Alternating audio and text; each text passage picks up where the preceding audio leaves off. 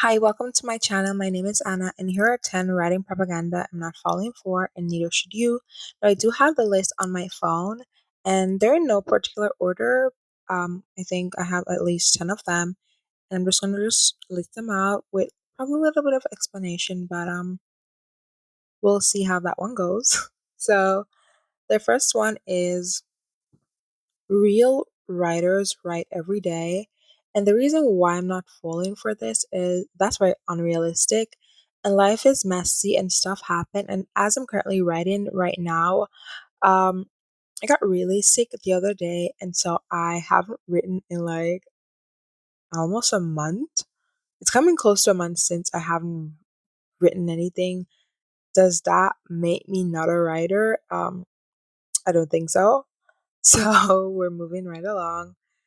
Um, And the next one is if you're not writing, you're not a writer, which I think it's a little bit redundant, but a lot of people like to say um, that if you're not actively writing, you're not a writer. And the reason why I'm not believing this is I'm currently writing.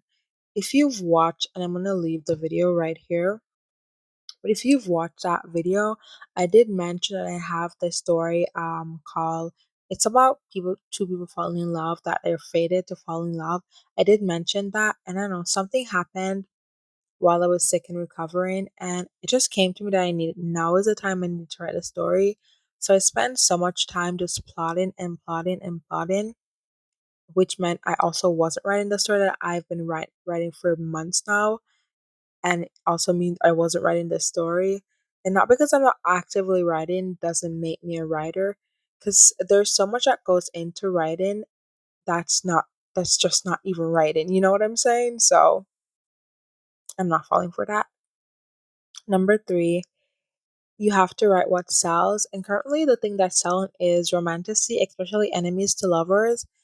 And while I do love enemies to lovers, I just feel like it has, and recently, it has not been doing properly. And I feel like if I was to write enemies to lovers right now and I do it the way that I know it's supposed to be done, it's probably not gonna sell. Also, like I don't believe that everyone has to go on a quest.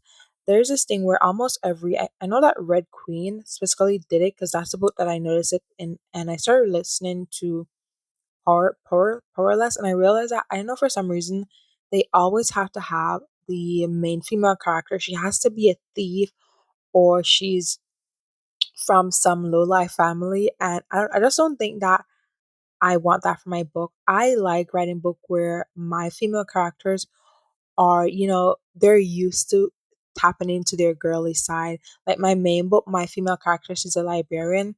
She knows nothing about holding a sword. I'm sorry. She's never stolen anything a day in her life. She's well provided for. And I just don't think that every story with a female has to be with a girl who's stealing something or a girl who has no parents. Because both books I'm right, I'm a firm believer that I don't know. It's been done so much where the girls, especially the girls, they don't have any parents. That I just every time I'm writing and I'm thinking about my female character, for some reason I always give her parents. So I know for sure I'm not gonna write what sells. I'm gonna write what I want to write because I am writing the story that I want to read. So that's definitely something that I'm also not falling for. My phone closed for a minute because I've been talking a little bit too long. So number three is plotters are better than pansters. And I want to say this, I am a plotter. I like to plot. I also like to pants. So I'm a planster. And the reason why I don't believe that plotters are better than pantsers is I don't know, like there's just something what one of the things that I love most about writing is the discovery. And if you plot every single thing, you leave absolutely no room to discover on the way. Because once you plot everything, you're gonna lock yourself in. Because one of the problems I have is once I've written a scene and I have to delete it, I find every reason not to. So I believe that if you fully plot your story, when a new idea or something new pops in, you're not gonna willy-nilly wanna just put it in your story, or even if you're gonna put it in your story, you're gonna try to find like the best way to plot it in. And that's why I believe that. Writing whatever path you choose should be the path that's best for you, which is why I'm in between. I like to plot stuff that I think are crucial or important. Like in my main story, there's a Peace Day festival, and I believe that that's important. In the story that I'm currently writing right now, flashbacks will be a big part because my two main characters, they fall in love in every lifetime, and I do want to show you glimpses of in the past lifetime. And one of the glimpses I want to show is of the very first time they met because it's a crucial part of the story. And also like there will be a royal wedding. I think that's crucial because it's going to show like a lot of custom. There's a kingdom in my story, and I believe that that's crucial, so I thought that in. Everything else I'm just flying by the seat of my pants. So I definitely don't believe that plotters are better than pansters, as I'm right in between. You call me like a child of both. So we're moving along. There is you need to be to have a huge platform to be successful. Now if that's the whole idea of being a successful writer, I know for sure I'm not going to be successful right now. I have 435 people on my TikTok, 53 people on Instagram, and 71 people on here. Also, I do want to stop, like, a little side note. I'm currently unhauling like a lot of books. As you can see, I'm in my book. I was about to say I'm in my book era and my book area. So I'm unhauling a lot of books that I really don't like, or I know for sure I'm not gonna read. And when I do hit 500 subbies, I do want to do like a big giveaway because I want to give back to the people that are supporting me. So if you want to be able to participate in that, don't forget to subscribe so that you don't miss the giveaway. And I try to post as much writing content as possible. Um, but if you want to learn more or want to follow my stories, and you can also subscribe to that. Now, yeah, I'm definitely not falling for the whole you have to have a used platform to be successful. And one of the reasons why I'm not falling for this is I'm not really sure I want to go the indie route or if I want to go trad pub. And if I'm gonna go trad pub, then not. I don't really believe that that's necessary. And if I'm also gonna be going the indie route, I don't want to have that mindset because then I'm going to be too afraid that I'll fail. Because when you're doing your book indie, you put in so much work in your book, advertisement, getting an editor, doing the book covers and all that. And if that's it, then I might as well just definitely go try pub. So I definitely don't want to have that mindset because I have not fully decided exactly which route I want to take. So definitely not falling for that. Oh, I had to check my microphone for a minute because, sometimes, technology. Number six is if it's hard, you're doing it wrong. And okay, so I wrote a little bit. It says writing can be challenging, but joy, flow, and fun are just as valid. Struggle isn't a badge of honor. I don't know, like I'm a firm believer of the work smarter, not harder. I just believe that writing can be challenging as well because you um I'm calling it Project Fate. I'm currently plotting that right now, and I was so torn between whether I wanted to be one kingdom, multiple kingdoms, but I know that I wanted seven great houses, which are all named based on plants. So like in my book there's a big oak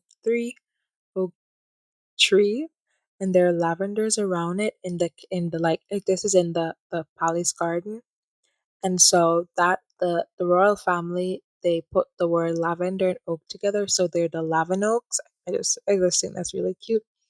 And like the other family, their name, there's a family called the Hemlock, the Marigolds, the Watercress, then we have the Heartthorns, we have the Ironwood. And I know we have some other stuff. I wanted them to be name of plants 'cause I don't know, like I'm a nature person and I try to put it into my writing. And like I've been struggling like a lot because I kind of started writing the very first chapter, and there's some things that I wanted to be crucial to the very first chapter, And in the past, I realized that I do, based on when I was rereading my other story, I realized that I do a lot of info dump, and I was trying to avoid that this time around. And like, I struggle a lot because I can do purple prose, which is when you try to over describe stuff, because that's just me. I like to be over descriptive, and like they say you can fix all that stuff in editing, and that's fun, sounds cool. But sometimes when you're writing on the go and you're trying to come up with an idea, it can be really, really hard. And I don't know. There's some things that I'm just never gonna believe in, and it's not supposed to be easy, and it's also not supposed to be hard. I just don't believe that if it's not hard, you're doing something wrong. Because sometimes on some days it just flows really, really easy to me. I don't know. Let me know if you believe in any of these or whatever propagandas you don't believe in. Number seven is you have to follow all the writing rules, and I personally don't follow all the writing rules. They like to say show, not tell, and that sounds fun, but there are just some things that you just don't need to show. It just works a lot better using the tell. And I'm really sorry I can't give you an example right now. And if you do show, not tell throughout your entire story, I don't know. I've never read a book that's completely show, not tell. I mean, when you want to tap into a person's emotions, then yes. If it's not direct, I believe that if it's not directly important to the story, don't do it. It's like you're gonna say it's rainy. Like you can say rain poured down on me, and or something like that, or I stepped out into the pouring rain. That's just like that's like you telling someone you stepped out into pouring rain. Instead of it's just as simple, and we can picture the rain however we want. But then you're gonna say, I stepped out and there was water falling all around me. The thunder was something, something, something. I don't know. I just don't believe that everything should be show, not tell. Some things just need to be told and just leave it at that. That's just my personal. That's definitely one of the writing rules that I don't follow. Right? Write with Joy just posted a video which I'm definitely gonna watch. So I got a notification on my phone. It says, you must. What number eight is? You must be traditionally published to be legitimate. Now, I'm really sad that some of my TikTok friends don't have YouTube accounts, but there are a lot of indie authors that I follow on TikTok and YouTube who are doing really well. One of them is I can't remember her name right now, but I know she's French. She does like live stream it right with Joy, and she has like a really she does reading vlogs as well. I know I mark her because I know she's always doing like videos in her trailer, which I think is really cute, cool. I just can't remember her name right now, but if I do, I'm gonna put it on the screen. And she has a book published, and there are a lot of indie authors that I follow, and I think they're doing very successful. And they're probably not big name authors because they probably don't have that much money to do marketing, and they're releasing their books on the fly. And the thing that people forget is the reason why a lot of traditional authors seem so popular, or the reason why I love traditional authors like probably Sarah J. Maas is big, or a what's her name, Iron Flame girl, Iron Flame, what's her name? Rebecca Yarros. I think some of the reasons why they're big is one, TikTok, and also ARC reads. I believe that if you as a publisher can, you traditional publish people, they have publishers and stuff sending I don't know how many copies, but they're sending XYZ copies to readers. And so readers are able to like read the books prior to them coming out. So there's a little bit of buzz before they come out. But indie authors don't have that same luxury. So I wouldn't say that their traditional published authors are more legitimate, because it's just even like what I like to say that indie authors like write rubbish, like the writing isn't as good as traditional published. And I've read a lot of traditionally published book, and to know that they had multiple editors going over that book, I know for one, it's right. Light Lark was very there was some stuff off that I did not like about it, and the writing was ugh. There are a lot of things that were not done right with that book, and it's traditional published though. I'm just saying it's no shade. Not come trying to get the author, not trying to get the author's friend, not trying to bash anyone if you like the book, because I read it and it was a good read. We're moving along.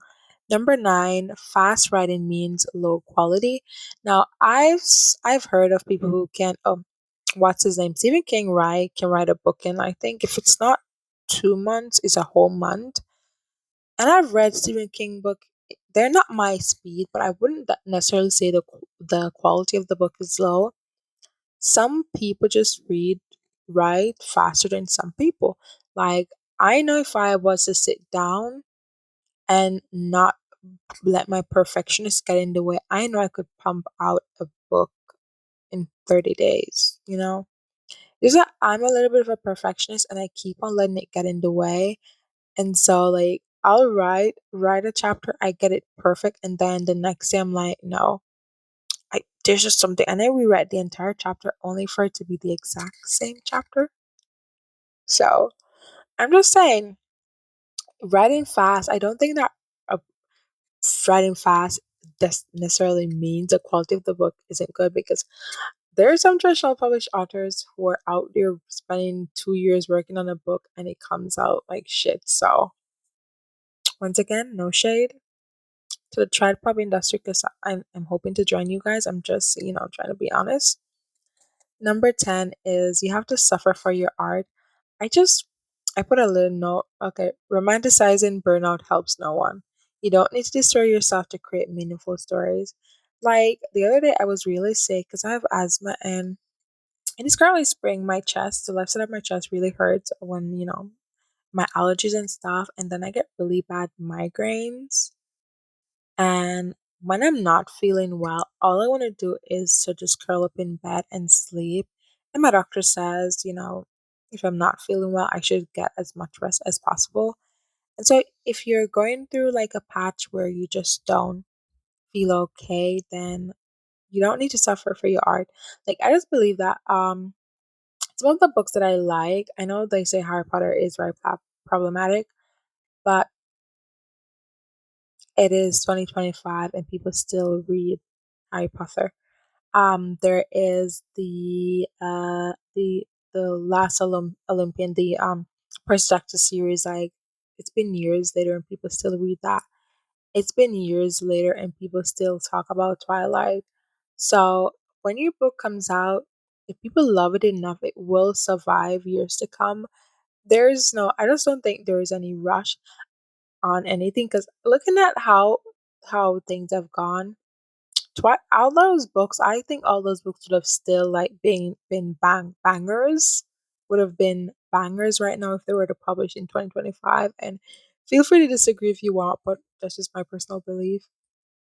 And I just think that that's all I have for now. And just to leave you with a little bit of outro, which I think is a little bit saucy. Write your way, trust your voice. Real writers don't follow propaganda, they follow their passion. So, thank you so much for watching. I hope you have a wonderful year, month, week, day, hour, minute, second. And I'll see you in another video. Bye.